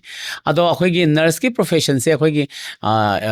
ꯑꯦꯁꯄꯥꯏꯔꯤꯡ ꯑꯣꯏꯖꯕꯁꯤꯡ ꯍꯧꯔꯛꯏꯕ ꯑꯉꯥꯡꯁꯤꯡ 12 ꯄꯥꯁ ꯇꯧꯔꯒꯗꯤ ꯑꯗꯨꯝ ꯌꯥꯗꯣꯏꯅꯤ ꯅꯠꯇ꯭ꯔꯥ ꯃꯥꯒꯤ ꯀ꯭ꯔꯥꯏꯇꯦꯔꯤꯌꯥꯁꯤꯡꯁꯤꯁꯨ ꯈꯤꯇꯪ ꯊꯝꯕꯤꯌꯣ ꯑꯥꯏꯑꯦꯟꯁꯤꯗ ꯂꯦ ꯗꯥꯎꯟ ꯑꯣꯏꯔꯦ ꯑꯥꯏꯑꯦꯟꯁꯤꯅ ꯂꯦ ꯗꯥꯎꯟ ꯑꯣꯏꯔꯤꯕꯁꯤꯒꯤ ꯃꯇꯨꯡ ꯏꯟꯅ ꯀꯔꯤꯅꯣ ꯍꯥꯏꯕꯗꯣ ꯃꯣꯏꯅ ꯍꯥꯏꯔꯤꯁꯤ 10+2 ꯁꯥꯏꯟꯁꯀꯤ ꯁ꯭ꯇ꯭ꯔꯤꯝꯗꯒꯤ ꯂꯥꯛꯀꯗꯕꯅꯤ ꯍꯥꯏꯕꯅꯤ ꯃꯔꯨ ꯑꯣꯏꯅ ꯁꯥꯏꯟꯁ ꯁ꯭ꯇ꯭ꯔꯤꯝ ꯅꯠꯇ꯭ꯔꯒꯗꯤ ꯍꯧꯖꯤꯛꯀꯤ ꯑꯩꯅ ꯍꯥꯏꯖꯔꯤꯁꯤ ꯀꯩꯅꯣꯒꯤꯅꯣ B S C ꯅꯔꯁꯤꯡꯒꯤꯅꯤꯀꯣ B S C ꯅꯔꯁꯤꯡꯁꯤ degree ꯀꯣꯔꯁꯇ ꯑꯣꯏꯗꯣꯔꯤꯅꯤ ꯃꯣꯏꯁꯦ ꯆꯍꯤ 4 yearsꯀꯤ ꯀꯣꯔꯁꯅꯤ so that will be included 6 months intern ꯑꯣꯏꯅ ꯃꯣꯏꯁꯦ ꯋꯥꯛ ꯇꯧꯒꯗꯕꯅꯦꯕ ꯋꯥꯛ ꯇꯧꯒꯗꯕ ꯑꯦꯛꯁꯄꯣꯖ ꯇꯧꯒꯗꯕꯅꯦꯕ ꯑꯗꯨꯒꯤꯗꯨ 4 yearsꯗ ꯆꯜꯂꯦ ꯑꯗꯨꯒ 10+2 ꯃꯣꯏꯒꯤ ꯑꯦꯟꯇ꯭ꯔꯤ ꯂꯦꯚꯦꯜꯁꯦ +, ꯁꯥꯏꯟꯁ ꯑꯗꯨꯒ 45% ꯀꯩꯅꯣ ꯑꯣꯏꯒꯗꯧꯕ ꯁꯦꯀꯦꯟ ꯀ꯭ꯂꯥꯁ ꯑꯣꯏꯒꯗꯕ 45%ꯁꯦ ꯑꯗꯨꯒ ꯃꯥꯒꯤ ꯀꯩꯅꯣꯒꯤ ꯄꯣꯂꯤꯁꯤꯒꯤ ꯃꯇꯨꯡ ꯏꯟꯅ SC STꯒꯤꯗꯤ 40 ꯑꯣꯏꯕ ꯑꯗꯨꯒ ꯂꯩꯔꯦ ꯍꯣꯏ ꯔꯤꯂꯦꯛꯁꯦꯁꯟꯗꯣ ꯒꯚꯔꯟꯃꯦꯟꯠꯒꯤ ꯔꯨꯜꯒꯤ ꯃꯇꯨꯡ ꯏꯟꯅ ꯑꯦꯁꯨ ꯑꯃꯨꯛ ꯊꯝꯃꯦ ꯑꯗꯨꯃꯥꯏꯅ ꯃꯥꯒꯤ ꯑꯥꯏꯑꯦꯟꯁꯤꯅ ꯂꯦ ꯗꯥꯎꯟ ꯇꯧꯔꯕꯅꯦ ꯁꯤꯒꯨꯝꯕꯒꯤ ꯀ꯭ꯔꯥꯏꯇꯦꯔꯤꯌꯥ ꯃꯌꯥꯝ ꯑꯗꯨꯒ ꯃꯣꯏꯁꯦ ꯆꯪꯉꯛꯄ ꯃꯇꯝꯗꯁꯨ ꯍꯦꯛꯇ ꯑꯩ ꯁꯨꯃꯥꯏꯅ 10+ ꯄꯥꯁ ꯇꯧꯔꯦꯅ ꯆꯪꯉꯛꯄꯗꯤ ꯌꯥꯗꯦꯅ ꯈꯜꯂꯦ ꯑꯩꯅ ꯋꯥꯈꯟꯗ ꯃꯣꯏꯅ ꯍꯧꯖꯤꯛ ꯈꯔꯗꯤ ꯇꯧꯅꯔꯤ ꯑꯗꯨꯃꯛꯄꯨ ꯅꯣꯔꯃꯦꯂꯤ ꯏꯟꯗꯤꯌꯥꯟ ꯅꯔꯁꯤꯡ ꯀꯥꯎꯟꯁꯤꯜꯅ ꯍꯥꯏꯕꯒꯤ ꯃꯇꯨꯡ ꯏꯟꯅꯗꯤ ꯃꯣꯏꯁꯦ eligibility exam ꯑꯃ ꯄꯤꯒꯗꯕꯅꯤ ꯍꯥꯏꯕꯅꯦꯕ ꯁꯣ ꯅꯣꯔꯃꯦꯂꯤ ꯑꯩꯈꯣꯏꯅ Entrance test ꯀꯨꯝꯕ. ꯇꯦꯁꯀꯨꯝꯕ ꯇꯧꯒꯗꯕꯅꯤ ꯍꯥꯏꯕꯅꯦꯕ ꯑꯗꯨꯕꯨ ꯃꯣꯏꯅ ꯄꯤꯕ ꯃꯇꯝꯗꯗꯤ ꯅꯤꯠꯀꯤꯁꯤꯁꯨ one of the and some of the states they are following NEET Okay. ꯅꯤꯠꯀꯤꯁꯤꯗ ꯊ꯭ꯔꯨꯗ ꯂꯧꯔꯒ ꯃꯗꯨꯁꯨ ꯏꯂꯤꯖꯤꯕꯤꯂꯤꯇꯤ ꯇꯦꯁꯅꯤꯅ ꯑꯗꯨꯒꯤꯗꯨꯗ ꯕꯦꯁꯤꯁꯇ ꯆꯪꯉꯛꯄꯁꯨ ꯑꯩꯈꯣꯏ ꯁꯤꯗ ꯔꯤꯝꯁꯇ ꯂꯥꯛꯏꯕ ꯀꯥꯡꯕꯨꯁꯤꯡꯁꯦ ꯑꯗꯨꯝ ꯑꯇꯩ ꯅꯣꯔꯠ ꯏꯁꯀꯤ ꯁꯤꯡꯁꯤꯗ ꯑꯗꯨꯝ ꯅꯤꯠꯇꯒꯤ ꯈꯜꯂꯛꯄꯁꯨ ꯑꯗꯨꯝ ꯌꯥꯎꯔꯦ ꯅꯤꯠꯀꯤꯁꯤꯗꯒꯤ ꯑꯗꯨꯃꯥꯏꯅ ꯇꯧꯔꯒ particularly after passing and after getting that aggregate mark they cannot directly admit to any nursing course they should go through a common entrance exam test which has been conducted by the state or any reputed one ꯑꯗꯨꯒꯤ ꯊ꯭ꯔꯨꯗ ꯂꯥꯛꯑꯒꯗꯤ ꯕꯦꯁꯅꯤ ꯑꯥꯏꯑꯦꯟꯁꯤꯒꯤ ꯃꯇꯨꯡ ꯏꯟꯅꯗꯤ ꯑꯗꯨꯕꯨ normally Manipur ꯒꯚꯔꯟꯃꯦꯟꯠꯗ ꯃꯅꯤꯄꯨꯔꯒꯤ ꯁꯤꯅꯔꯤꯑꯣꯗ ꯍꯥꯏꯇꯥꯔꯒꯗꯤ ꯑꯩꯈꯣꯏꯗ ꯂꯩꯔꯤꯁꯤ normally ꯄ꯭ꯔꯥꯏꯚꯦꯠꯀꯤꯗꯤ ꯑꯩ ꯀꯔꯝ ꯇꯧꯕꯅꯣ ꯑꯗꯨꯗꯤ ꯑꯩ ꯈꯪꯖꯗ꯭ꯔꯦꯀꯣ ꯃꯣꯏꯒꯤ ꯀꯔꯝꯕ ꯄꯣꯂꯤꯁꯤ ꯂꯩꯕꯅꯣ ꯑꯗꯨꯕꯨ ꯃꯅꯤꯄꯨꯔꯒꯤ ꯑꯣꯏꯅ ꯂꯩꯔꯤꯕ ꯀꯣꯂꯦꯖꯁꯤꯡꯁꯤꯗꯗꯤ ꯒꯚꯔꯟꯃꯦꯟꯠꯒꯤꯗ ꯂꯩꯔꯤꯁꯤꯗꯤ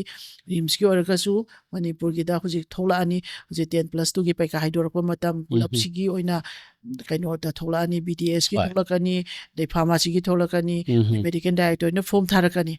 ꯐꯣꯝ ꯊꯥꯔꯛꯄ ꯃꯇꯝꯁꯤꯗꯩꯁꯤꯗ ꯃꯣꯏ ꯑꯗꯨꯒꯤ ꯀꯃꯟ ꯑꯦꯟꯇ꯭ꯔꯦꯟꯁ ꯇꯦꯁ ꯂꯧꯒꯅꯦꯕ ꯑꯗꯨꯗꯒꯤ ꯁꯦꯂꯦꯛ ꯇꯧꯔꯀꯥꯟꯗ ꯃꯅꯤꯄꯨꯔꯒꯤ ꯅꯣꯃꯤꯅꯤ ꯑꯣꯏꯅ ꯔꯤꯝꯁꯇꯁꯨ ꯊꯥꯔꯛꯀꯅꯦꯕ ꯃꯅꯤꯄꯨꯔ ꯁ꯭ꯇꯦꯠꯀꯤ ꯍꯣꯏ ꯍꯣꯏ ꯃꯣꯏꯒꯤ ꯔꯤꯖꯔቬꯁꯟ ꯇꯣꯉꯥꯟꯅ ꯂꯩꯔꯝꯒꯅꯤ ꯒꯚꯔꯟꯃꯦꯟꯠꯒꯤ ꯄꯣꯂꯤꯁꯤꯒꯤ ꯃꯇꯨꯡ ꯏꯟꯅ MOBCꯒꯤ ꯀꯌꯥ SCꯒꯤ ꯀꯌꯥ STꯒꯤ ꯀꯣꯇꯥ ꯑꯗꯨꯒꯤ ꯃꯇꯨꯡ ꯏꯟꯅ ꯌꯥꯝꯅ ꯅꯤꯌꯣꯝ ꯆꯨꯝꯅ ꯍꯣꯏ ꯇꯧꯔꯒ ꯁ꯭ꯇꯦꯠꯅ ꯃꯣꯏꯒꯤ ꯇꯦꯁ ꯇꯧꯒꯅꯦꯕ ꯑꯗꯨꯒꯤ ꯇꯦꯁꯇꯨꯒꯤ ꯃꯇꯨꯡ ꯏꯟꯅ ꯃꯣꯏ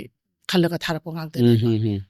ꯁꯨꯃꯥꯏꯅ ꯁꯤꯒꯨꯝꯕ ꯀꯝꯄꯤꯇꯤꯁꯟ ꯑꯃ ꯀꯝꯄꯤꯇꯤꯇꯤꯚ ꯑꯦꯛꯖꯥꯝ ꯑꯃꯗ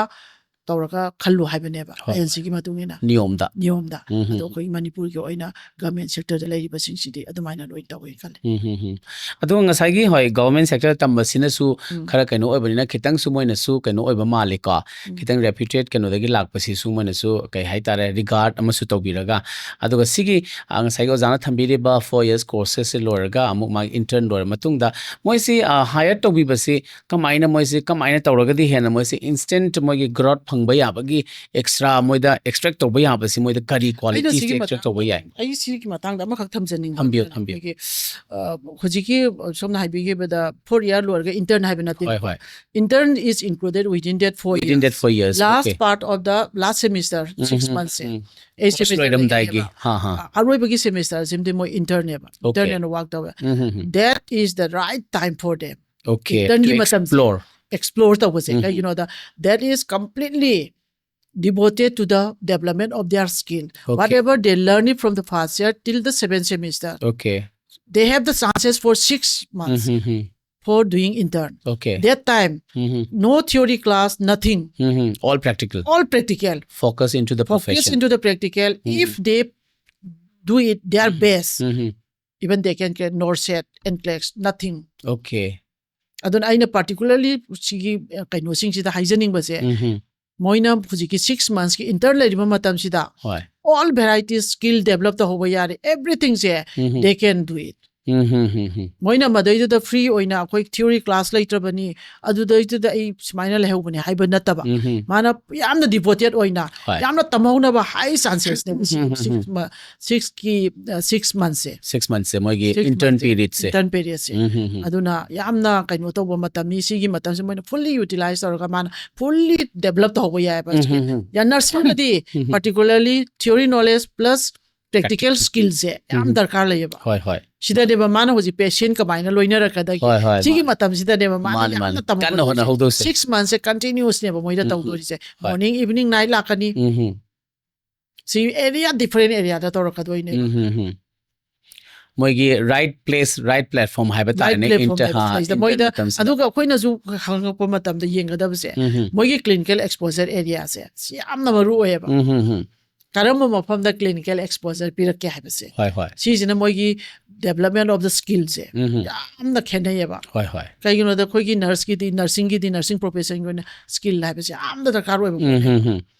mani knowledge di anatomy tamamganeba anatomy du khara khaktaneba theory da kaino tawroga hujiki skill du develop tawrugtagadi madui knowledge to kisum kanadi mani achumba aduna skill haibase yamna highly ni aduga ngasagi ama khaktanga ina sida sida jawbada ka ina si interlapasta ina ama khaka thamjaningana thambe khoigi maruina khoigi rims da nursing go ina tam angang singse sigi oina di khoigi 2000 kaino da gi oiramgani ina khambada 21 22 23 swai da gi oiramgada 22 23 swai da gi oiramgada ise covid loirakpagi matamse sida gi oigani ina khanje ina khambada khoigi hujiki tawru intern se intern gi tha taruk se se khoigi de stipend pireba piyeba khoigi de so I think this is one of the best among the India I think rims na tawrise si kaigino the ministry gi makhada gi ni ai kaino gi oina all over India gi oina yam kana piramoy mane adu matam sida di mayam se loimak freeze toroga loi leihredana ko aduga economy su down oiba economy down oiba nataba sigi pose sigu sigi stipend gi pose sigi stipend je khoi gi yamna limited oina aina khanbada India gi oina aduna one of the best oina one of the best oina akogi RIMS ta tammi ba ngang sing si yamna lucky oina su khaje ba kai advantage kai no the clinical exposure yamna phajana pi re moi gi the best clinical exposure ni moi na phang se adagi plus moi do ji high opportunity se like clinical exposure da yamna high skillful develop to gi ba se asini khanam ta na compete bunga maximum of their eligibility tests they will get through from the clinical exposure. Okay high the moi exposures phajana lawraga di moi gi punsi gi oiba asset am oijadoi ni asset oijadoi ni moi ga kaino life long gi aduga plus hojiki phangi ba stipend se si nowhere India da only 2-3 kaino da phangam ga hospital sing adi centrally sponsored okay take it am ta phangam this ma yamna proud feeling ne ai da koina one of the best ne bhose aduna ne khanje pe na masi gi matang da de da moi gi phangba ai se yam da moi gi stipend ai se around 13,000 something phang bane da thataru phanga ka doi ne hoi ngasai gi stipend phangba hai se akoi sidana one of the best ori bani ko moi ge do plus ngasai gi double advantage have tare dual advantages magi exposures to ba magi intern to bi ko maximum expose to ga de hena su moi da kana ba oi hena akoi jan thambi ri do plus moi gi stipend ama su pi daga moi kano to ri haino jan thambi ri ko si akoi gi manipur di akoi RIMS khatang su oidora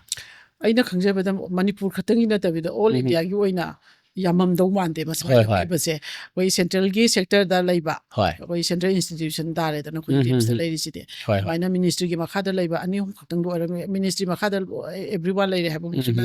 aina khangjabda 100% di oiram moi adu khara di yaure adu aina smaina aina taw smaina center gi makha da laiba institution si khitana tan state da laiba sing si so sigi pochi ma already tawrabo pot amani na moi gi su step ama lokhat pi ra di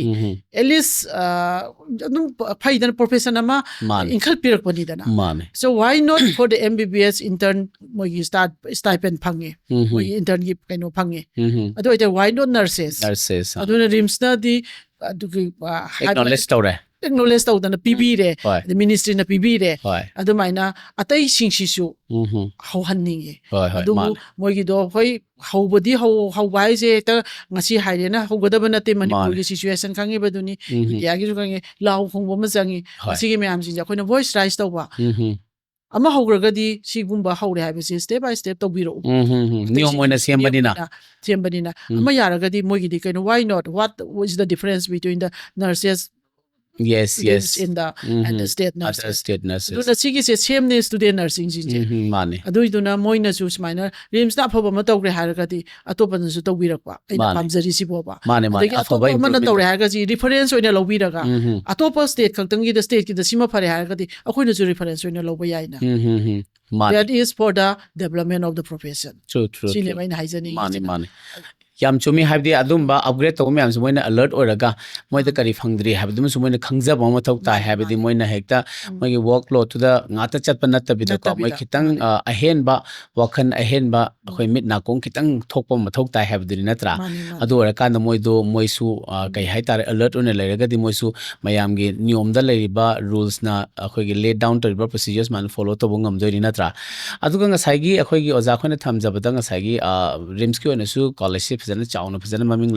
leiri ko si matang sida koi gi kaino se moina tambal or matung the intern lore matung sida mogi placement gi chances sida kamai to ge to placement se kaya mukadi pi hiba lerege placement se koi adum fazana pi gre placement se ji mafam India gi mafam ayamba hospital sing adum loimba work tawri gi satra sing se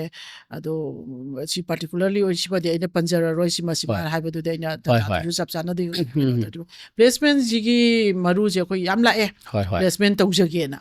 adu mapu we don't give everyone for placement you need to screen on that we screen hana to risk lo ba ya aramba mafam no kamain to no hospital huji la kadori ba mafam si ki na aduna koina particular khara khaktan khangat laga kai gino da madu ki moina lak pai je whole day changani akoi matam mangi unnecessary da koina pamoi da ba akoina potu fulbin akoi jo kaigino da akoi chhatra sing sina akoi students in work to rima mafam si they should have been exposed to a good area adu khatang da loire haiba natabani mogi the experience makhal amane ba moina phangudori se adu gi dan moida future development for the professional growth la ka dabani na koina so karamba makhal gi hospital no karmaina to bono adagi mainly koina yengi adu gumba yenge plus how much they are going to pay it depending on that we choose some good ones and call allow them to come for the campus placement. Okay, okay. Sahi amadam lakpadi am lae sahi khuding ge moi huji kaino loi dringai da la adong ne exam tau dringai da international ki gumbadi lakpadi lai bra international ge di lai tri huji pa am ta lak tri bra huji ki Japan ki collaboration toraga laki adu they cannot come directly here so moina tawbasine India ga collaborate toraga atopa kaino singsiga company India da lebasing tie up toraga lakhi bado adu di lakhi adu khoina madu gi dum de khoina longsiga gi tre kaino mogi criteria mayam sinduga khoi chana da bada ki kaino da mogi service area moina piru ko doriba service area expose tawga da badu khoina pamba yog da ba aduna kaino da khoina pami si kaino khoi profession chakhona na ba magi mayam sindu yengakpani na madu gumba tawba natraga di khoi yang pene ta campus placement ne har ta pangya di hande international gi oina de ko si paw laktree ado kano se main oina khone screen to bi matam da khoi placement lakse ge hena hospital maming chat pa mo bor su ka samna har ga dum lairi dana delhi da su me am ko me ama si me am se la pa kan da kho za hoina kamai na moi kangbu se placement lakringa da screen se kamai di to bi ge angang se normally khoi no to ri se moina khoi da letter thar ko matam da khoi je thiga le hospital ki matang da kamai to bono kamai to ge hana already khoina haijabagi wani campus placement natraga su already akhoi satra kaino da khoi hujik ta gi di 2000 kaino da gi pothor pasina basic am di yame all over India da work tora abane akhoi hana tigale kamaina to bono anyone who is there alumni lai akhoi college gi oina adugi alumni du dagi kana work tori ge mind kamai to information akhoi lots of data we collect it and then we check it out and we get the information with that we verify it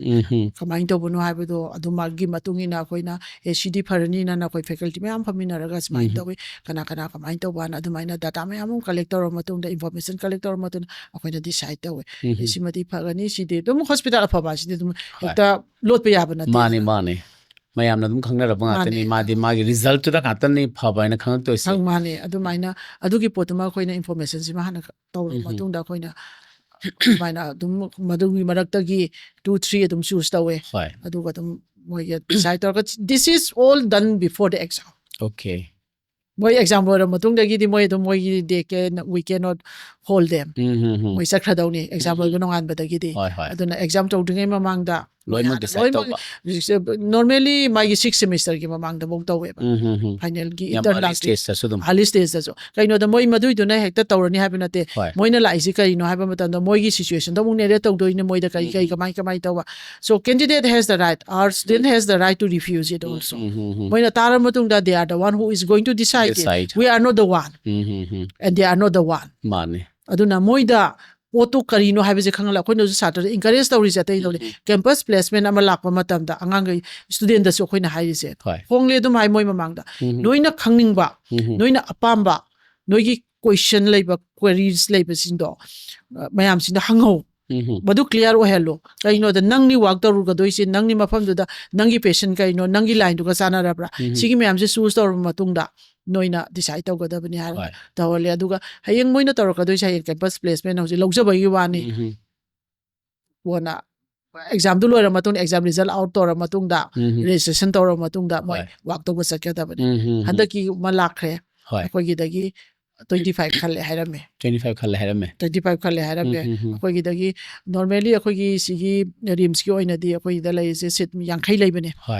yankhai lai bes da ista kham khan gare tangkai ma khan ha di ma se akoi gi ma sit yankhai sidai da akoi gi lai ri se manipur gi oina 20 20 ne ba aduga north east ki except asap manga akoi gi dana 40% oiba moi gi dana 10% oiba asam gi na yaudri moi gi kaino leiba college masagi leija ba hana matam du da moi gi kaino gi eni gi makha north east ki makha da leirami dana akoi gi se north east council gi makha da leiram adu gi makha da leiram bani na adu gi pot ta moina police de yauramani adu gi pot ma de koi na kan je aduna except asam ji orga moina 556 moi gi ne ba aduna akoi gi rims ki oina 20 ne ba manipur government gi rims ki habenate manipur state ki Manipur state ki ona 20 khata ne ba 20 se 16 amana mo kari hoige da Manipur state nominee 4 amana RIMS ki employee ki quota da lay ba ko ta just for ma de pi ba or si ma pi ba RIMS ki sisu mo gi huji ki test yaw ka dum isam sam me ta RIMS ki ma sa ne la ko ya lo ba clear di to ba ya they have to clear, they have to come through this state exam TS exam adugi matugina aduju mu mayam ju yamak panina magi mark basis ta mukhala ka clear cut ne ba si post is da bias like ta bi ne ba smai tor ka lak pa mark to ni adu maina to bonina adugi manung ju dagi mapan gi su yarong gani huji 25 bai se oi list thara mani arang han khang tang ni tawri se adara moi adugi mayam sin je moi khandre habate moi ji moi gi po to hairam matung da moi na nere tor matung da moi decide toroga moi decline to jagi bane ba adu 25 amadi moi khallen hairam ne moi masan interview to ki adu they can join it after passing the exam not now adu bo yamna haidi moida yamna opportunity yamna early opportunity ba ha tare hoy moina adum moi se loi baga adum thabak se phange hana makutta leirabane ba aduna moida yam nungai ja ba hai tare natra yamna su kana ba hai tare sugumba akoi campus interview gumba lakpa si yamna su akoi gi student me amda tamngai matamda khallaba singi damakta di yamna su highly motivated oiba kayama oi aduga khalau daba singna su akoi su mathang lakpa hona ge haiba ma moida inspiration ma piba yamna empower policy ne haina thamjani aduga ekoi ngasai RIMS su adugi matik maming leibada adumak mayamna su khangna biri ko sigi matang sida khoi gi nursing college khoi gi RIMS ki leiri pase si khoi gi India gi thak da khoi si nursing college sing si ranking gumari thambi bra aduga mo khoi si position si kamaina lei Laibak thibagi oina masigi se ranking gi se khoi gi kaino gi da si nursing gi post da ti adu aina leitri hoi aduga leiba college ma'am sitagi sum akhoi gi ozagi miyeng da ozagi experience sum tabada RIMS adu kadai thak se kadai phawbadi kano lei have sima thamjaning notice ki one di khitang di lingam do di male linge khoi gi RIMS ki haiba se khoi na aina hekta haire na smaina ta hoi khara makhai di leida khara makhai lei bhai bi huji gi ngak matam da proudly I can say khoi gi student akoina producer akoida gi work tor ma pan work tor ko matam da akoina phangak ba feedback to adugi matungina di very good and high demanding results se kaino da akhoi gi student na changi ma pham akhoi gi stagi pass tor matung da everywhere all over India the work tor abroad ta tor sigi mayam sing je quality is very high standard quality aduna di nopte haba ko RIMS se ka aduga any competition da anything amator ko matam da su nopte na khale aduga moisi sidagi moina selection si toba matam da khoi gi moi gi su amuk state ki nurse me amal lorok ma central ge lorok me am leba matam sida moi gi advantage si khoi gi koigi central government gi tamakpa state ki tamakpa private tamakpa leba sing sida advantage se karam bane hena lei hena thambining hoji government service ki hoi government service ki di in haiba do hoji ki post di hoji ti normally central ki di hai taraga di particularly hoji ta di kaino ki da RIMS ki hai tari north set ta sakrani they state doesn't have any right okay kaino da all India gi kaino da lakadori ni hoi aduna is the competition kanda ngarang na khoi gi pass to ki ban koi timang north set adum clear tawe north set clear to pa ai se adum high quality lai re hai ne lingaba kangbu ne ba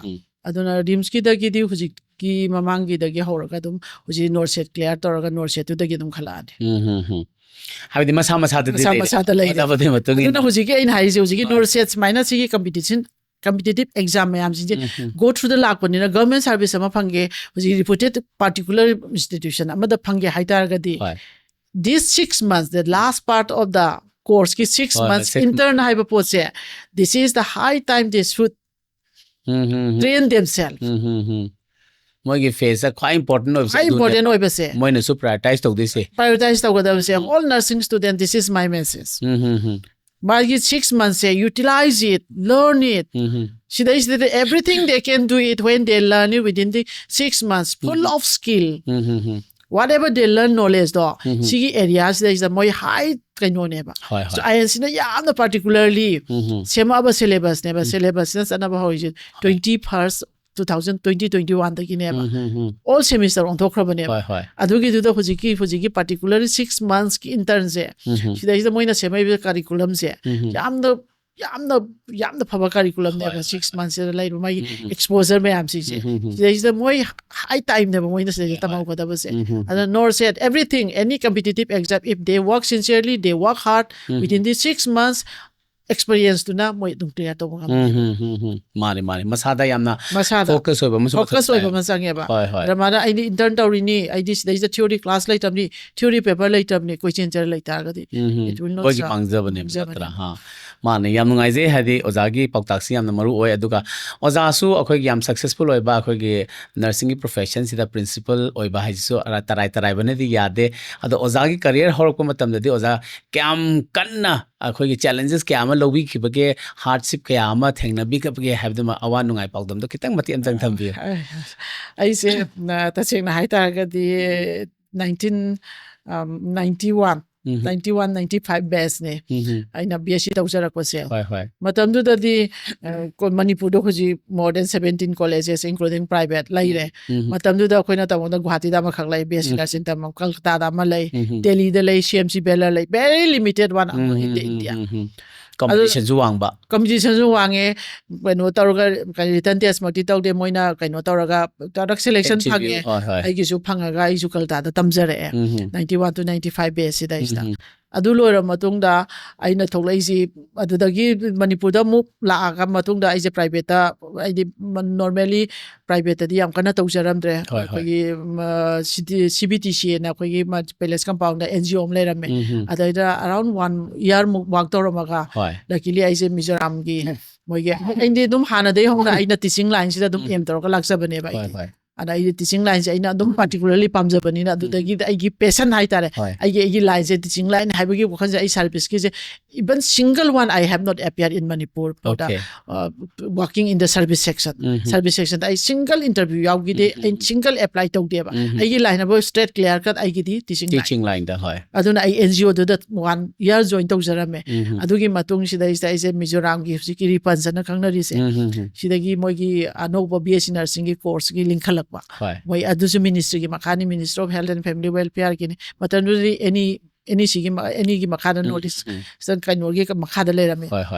any kaino any ne khangnarami notice ki makhada adugi makhada leram ado hoji the same ministry gi makhana rims and ribbons adugi matam du da moi gi advertisement tholak podagi adu da thabak tong na ai je adugi interviews yawru bane ba adu da dum first time da dum khalakre ba ise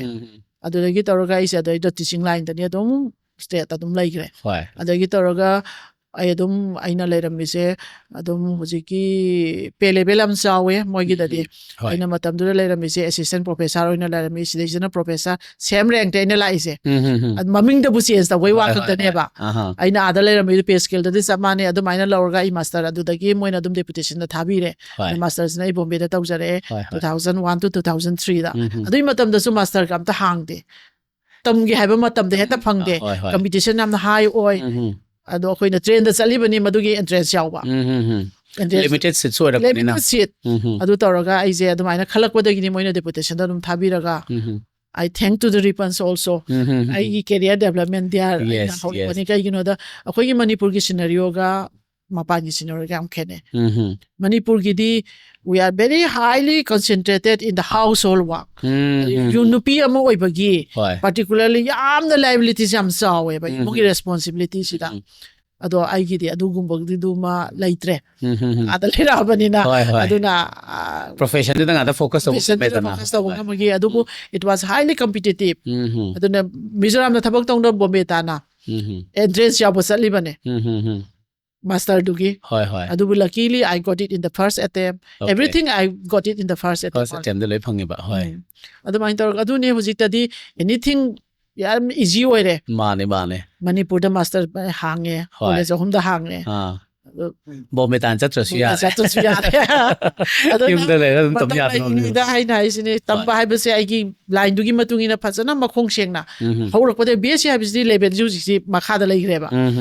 Ada magi line do clear kar oina karambada sakada ai whether I will be working in the hospital, whether I will be working in the community area, whether I will be working in the teaching line completely. Haibagi posi da is clear kar oina ai line ama ya thok piraga. Madugi matungina aina choose to biyo. Aduga salakati very successful oiga. Mani yamna marik chumlaba pautak ni habadi akhoi ki career sida choose omat na my profession to so different department me amal lay bani na sida right career da man chal horo gadi ma success oi doni na tra ko ja so da maina kitang alert oi haba kitang smart oi hobo na so si yori ni ai na tham jage yam ngai se oza duga loselak pose koi matam su loi ra bani na oza gi yam phajarba message khardang thambiram aroi boina akhoi gi ngasi gi akhoi podcast sida khodong chabda lorga tariba mayam da su kitang aware oi ba mina gong oi jaba amadi kitang moi su motivate tawjana be damakta Yeah. Aina hijading ba babu koi nursing profession ha bijam noble profession ne. Yamna dedicated oigadaba. Aduna akoina su sincerity any of the youngsters coming up youngsters hogala ibn haron khigi nurse amangi profession amaje sangbi ba oiragadi magi passion ama yauraga ai sagi full dedication yauraga sincerity amaga loinaraga ai gi line si phasana choose tawba aduga not only development of my career nursing have say as a profession si chawkhatna naba mongda pukhat pinanaba aduga khogi hujiktadi kari haini knowledge haiba pose yaudaba yadra poni knowledge and skill both are required in the nursing sigi posi the focus to wiraga right area choose to biba right path to ma maung tana satpiba adu eragadi nursing career development as well as the nursing profession si develop tawrapasi yagani na sima young generation si da thamjage yam achumani oza yam thagachari oza na matam kaithok pirakpa matam su loisalak paina ngasi gidi matang se loisin minaraga pakha tabada oza gi sangba mu yengjaraga akhoi gi topic ke ama puthok minaraga mayam da awareness ke am pi minasi adong ngasi silak pi be damakta token of appreciation macham ta katse ge oza da thank you so much thank you for if ngasi gi yamna nungaraba numit sida khoi gi ozana kai matam kaithok piraga nursing gi profession da akhoi gi profession si career ina semning ba kayama marik chumna ozana thambi khre adana mayam si gyan da minaraga akhoi gi nurses ki kano si profession si akhoi society da yamna su maru oi ba yamna su darkar leba akhoi ga tatna thana ba yadraba profession mani haba se mayam khangminaraga nursing gi profession si bu su akhoi na highly regard to bi ba duga nursing gi profession da lebiri ba sing na su patient party gi emotions me ama hospital lo work to bi ba sing na ko akhoi kitang khangminaraga akhoi si society si yamna healthy oi ba akhoi yamna yai faraba habidi akhoi manipur sidang asai ozana thambiri ba data collection me am da manipur macha sing se aduki matik potential wangba humanities a quality lebana maram oiraga akhoi si yamna su chanai haina su ozana su thambiri aduga makhoi gi scope si internationally exposures ke amazu phangkhre aduga in terms of akhoi gi paisa tanbi matang da su akhoi gi abroad ta chatlaga foreign countries mayam dagi makhoi gi paisa achoba mayam amount ma talaga makhoi na lakpa yabagi career gi scope ke amasu lebana maram oiraga akhoi gi nursing gi profession si da pambi ba sing su adumak khanthabiraga akhoi gi right way da right path ta chatpi you have si ma thamjaraga ngasi gi oinadi ke matam se loisalak lebanena ipom midana pothok chari ba khoi gi ipom talks ke podcast si matang se loisinjari aduga makha tarak pase khoi mayam dagi comments amadi mayam gi feedback amadi mayam gi apamba choice topic me ama different personalities me ama mayam khoi gi comments ki khothang na thambirau aduga mayam gi damak ta khoi ne hena ahen ba seba to ba ngamna bagi damak ta mayam dagi thawni jaraga matang se kaina bhaya thangni jari adu oza buzo hanana thaga chari thank you everyone